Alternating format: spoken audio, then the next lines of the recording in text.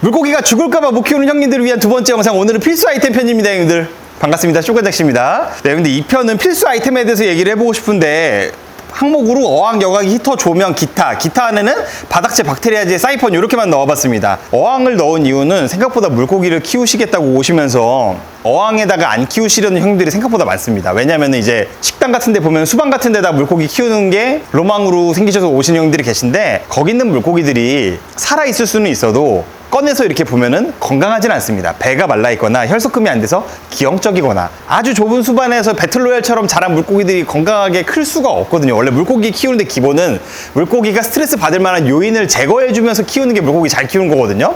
근데 그런 관점에서 봤었을 때는 수반에서는 물고기를 건강하게 키울 수가 없습니다. 그래서 꼭 첫 번째 영상을 보시면서 자신한테 맞는 어항 크기를 좀 먼저 찾아서 물고기를 키우시는 게 좋겠고, 두 번째는 이제 여과기 편입니다. 어제 유튜브 라이브 진행할 때 가장 많이 들었던 질문인 것 같아요.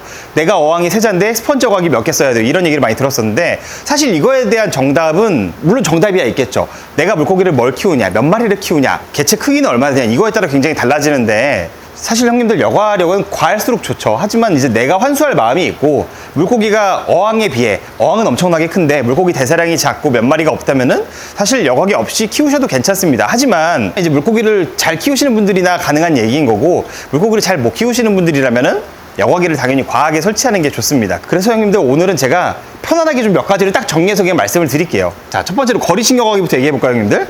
거리식 여과기 같은 경우에는 내가 수초어항을 하고 생물을 거의 안 키울 때, 아니면 베타어항에다 조그만하게 할 때 미니 거리식 여과기 이런 걸 설치하는데, 거리식 여과기가 사실 뭐 다른 여과기랑 원리는 다 똑같아요. 물을 빨아들여서 여과제를 통과시켜서 맑은 물이 떨어진다, 이 원리인데, 거리식 여과기가 모터 방식이고 어항 밖에 설치하다 보니까 소음이 있을 수도 있고, 여과제가 다른 여과기들에 비해서 여과제가 좀 적게 들어가죠. 그렇기 때문에 물순환을 많이 시킬 수 있을지언정 여과력이 좋다고 말할 수는 없어요. 왜냐면 여과력이라는 거는 여과제 표면적 곱하기 물이 지나가는 양을 계산하면 그게 나오는 건데, 구조상 거리식 여과기는 그렇게 생물 키울 때 좋은 여과기는 아니에요. 하지만 내가 수초어항을 한다, 내가 수초만 키울 거다 할 때는 이거만큼 좋은 선택지는 없을 거예요. 왜냐면은 미간을 그렇게 크게 방해하진 않거든요. 이게 거리식 여과기의 큰 장점이죠. 하지만 이제 우리는 초보자이기 때문에 여과력이 과하면 과할수록 좋잖아요. 그래서 거리식 여과기는 별로 처음 하실 땐 추천하지 않습니다.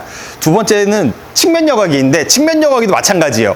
모터 방식으로 밑에 이제 뭐 스펀지나 뭐 여과제 같은 게 들어가 있어가지고 물을 빨아들여가지고 여과제를 통과해서 맑은 물이 떨어지는 방식을 이제 측면 여과기라고 하는데, 이게 모터 방식이기 때문에 앞서 말씀드렸던 변태어항이나 조그만한 어항에다가 와트수가 센 여과기를 설치하면은 물이 너무 빨리 회전을 하기 때문에 물고기가 스트레스 받아서 죽어버리는 경우가 많습니다. 그래서 측면 여과기 같은 경우도 뭐 물론 잘 쓰면은 괜찮지, 잘 쓰면은 충분히 활용을 할 수는 있지만 더 안전하고 좋은 제품들이 많기 때문에 저는 이제 세 번째로 소개시켜드릴 스펀지 여과기를 권합니다. 이 스펀지 여과기는 앞서 설명드린 여과기랑 다르게, 앞서 소개해드렸던 여과기들은 전기 코드 꽂으면 작동하거든요. 근데 스펀지 여과기는 기폭이라는 걸 따로 사가지고 기폭에 코드를 꽂고 호스를 꽂아가지고 스펀지 여과기에 연결을 해준 상태에서 이제 이게 작동이 되는 건데, 이게 이제 제가 볼 때는 물고기를 아무것도 모르는 사람일수록 스펀지 여과기를 써야 가장 안전하거든요. 이제 단점은 미관이 안 좋죠. 장점으로는 스펀지가 이제 막히면은 이거 뽑아가지고 조물조물 빨아가지고 다시 반영구로 쓸 수 있다는 게 장점인데, 스펀지 여과기가 이제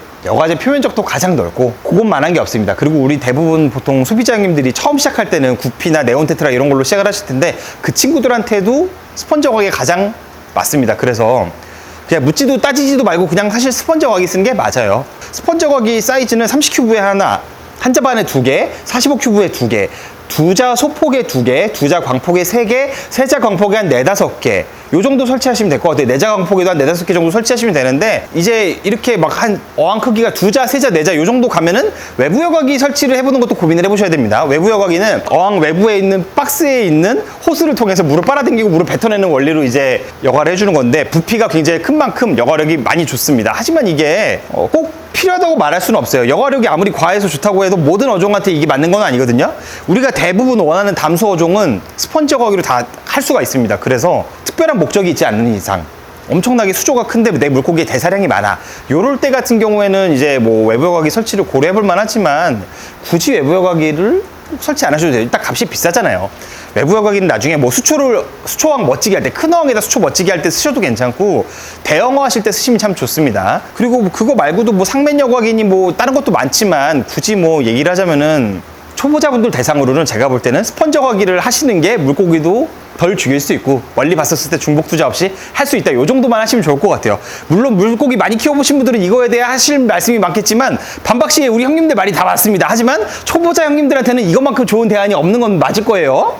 자, 그래서 아까 말씀드렸듯이 막 세자어항에다가 뭐 여과기 하나 걸어주고 이런 건 문제가 아니라 내 물고기가 대사량이 어떤지에 대해서 좀 고민을 해봐야 됩니다. 조그마한 송사리 같은 물고기 키울 때는 여과력을 솔직히 과하게 안 해줘도 괜찮아요. 근데 이제 구피할 때 제가 여과력을 과하게 강조하는 이유가 뭐냐면은 사실 구피는 지느러미 봐야 되는 물고기인데 물 관리를 조금만 소홀하게 하면은 지느러미가 녹으면서 사람도 스트레스 받고, 이거 관상하는 물고기인데 지느러미가 질감이 이렇게 좋지 않으면 마음이 아프잖아요. 나도 오늘 한 마리 죽었어, 이씨.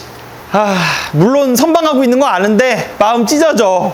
이거 엄청 비싼 구피인데 제가 누구보다 형님들 마음 잘 알거든요. 아우, 진짜 가슴 아프다. 형님들, 스펀지 여과기에다가 조금 욕심나시면 버블 여과기 있어요. 이거 뭐 저희 스마트 스토어에도 있는데 진짜 좋거든요. 요거까지 쓰시면은 그래도 진짜 안전하게 하실 수 있어요. 이거 나중에 얘기하는 걸로 하고. 자, 그 다음 번은 히터예요, 형님들. 장사를 하다 보면은 형님 이거 히터는 있으셔야 돼요 라고 얘기를 하면은 보통 소비자 형님들이 난 초보니까 이거 나중에 필요하면 와서 사갈게요 이렇게 말씀하시는데 사실 이거 굉장히 틀린 말이에요. 왜 그러냐면은 초보자일수록 온도 관리가 힘들기 때문에 미리 준비해야 되는 거 아니에요? 이거 히터 쓴다고 뭐 전기료 엄청나게 많이 나오는 것도 아니고, 이거 있어야 백전병 안 걸리는데 이 작은 물고기들 백전병 눈에 보이기 시작할 때는 이미 늦은 경우가 많아요. 치료가 물론 잘 되긴 잘 돼. 근데 100마리 중에 100마리 다 살리는 병이 아니야. 이거는 늦게 발견하면은 극단적으로 많이 죽을 수 있거든요. 그래서 히터는 꼭 있는 게 좋은데 이 히터에 대해서 좀 간과하시는 분들이 굉장히 많더라고. 야, 우리 집은 직수해도 괜찮아. 물론 괜찮을 수 있어. 근데 그게 막 장기전으로 봤을 땐 절대 좋은 게 아니거든요. 그래서 근데 히터는 꼭 쓰셔야 되는데 히터 브랜드를 좀 제가 몇 가지를 추천해주고 싶어요. 그리고 또 히터를 구매했을 때 당부의 말씀, 제발 설명서 좀 읽어라. 히터 케이스에 보면 히터를 다 담궈도 되는지 꼭다리는 나와야 되는지 다 써 있거든요. 제품을 사시면 꼭 설명서를 한 번은 좀 읽어보시면 좋겠습니다. 그리고 브랜드는 오늘 저는 노블이라는 브랜드를 좀 추천해주고 싶어요. 왜냐면은 가격이 엄청 싸고 한 10,000원 정도면 삽니다. 방폭형이고 석영관 히터기 때문에 열 전도 효율 방식도 나쁘지 않아. 좋아. 제가 볼 때는 노블 히터만큼 싸고 괜찮은 게 없어. 좀 욕심내서 좋은 거 쓰려면은 뭐 아쿠아엘이나 아쿠아렉스 이런 것도 참 좋습니다. 가격이 한 3배 정도 비싸서 그렇지. 근데 이런 거 쓰면은 좋고, 하여튼 초보자인 형님일수록 히터는 꼭 쓰셔야 된다. 그리고 전기세가 그렇게 많이 나오지 않습니다. 그래서 히터는 꼭 쓰셨으면 좋겠습니다. 자, 그리고 조명은 형님들 선택사항인데 관상하는 물고기니까 조명 쓰시는 게 좋겠죠. 그리고 물고기 키우면서 사진도 좀 찍고 인스타그램도 하고 그래야 되는데 조명 없이 찍으면 물고기 솔직히 좀 그지 같아져요. 요즘은 RGB 등이 잘 나와 있기 때문에 핸드폰 어플리케이션으로 조절도 가능해서 색감도 바꿔볼 수가 있고, 그게 안 되더라도 RGB 등만 켜놔도 물고기 색깔이 확 살거든요. 그래서 조명은 수족관 사장님이 권하지 않아도 스스로 좀 먼저 사셨으면 좋겠어요. 이 조명은 하루에 3-4시간 정도만 켜주는 게 좋아요. 한 8시간씩 켜버리면은 어항에 초록색 녹점이 끼거든요. 그리고 수초에도 엄청나게 이끼가 많이 생길 수가 있고, 이 이끼는 한번 생기기 시작하면 잡기가 힘들어. 그렇기 때문에 어항을 관상할 때만 잠깐 켜주는 한이 있더라도 그래도 좀 샀으면 좋겠습니다. 제 생각에는. 물론 저도 그지라서 지금 여기 LED T5 등 쓰지만 저기 뒤에 손님들 착 멋있게 보여주는 수조에는 RGB 등 다 쓰고 있습니다. 자, 그리고 기타로 이제 뭐 바닥재하고 박테리아재 사이폰 이렇게 써놨는데, 바닥재는 형님들 옛날에는 안 그랬거든요. 옛날에는 흑사를 좀 써도 괜찮았었어요. 근데 요즘은 이제 환경오염 때문에 그런 것 같은데 자연에서 채취해온 바닥재들 있죠. 쓰면은 바닥에 있는 물고기들이 다 죽는다? 속이 썩어서 다 죽어. 그리고 시궁창 냄새가 나요, 실제로. 모든 바닥재가 그렇지는 않겠지만 대부분 유통되고 있는 바닥재들이 그렇게 저는 안전하다고 생각이 안 돼. 그래서 바닥재는 사실 없이 키우는 게 맞는 게, 나만 그렇게 얘기하는 게 아니라 물고기들 쌉 고인물들 있죠.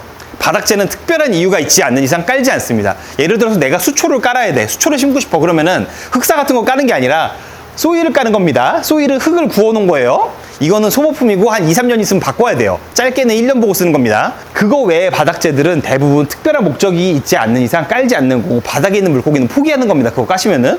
바닥재 깔아놓고선 바닥에 있는 물고기 왜 죽지 하시는 거 아니에요.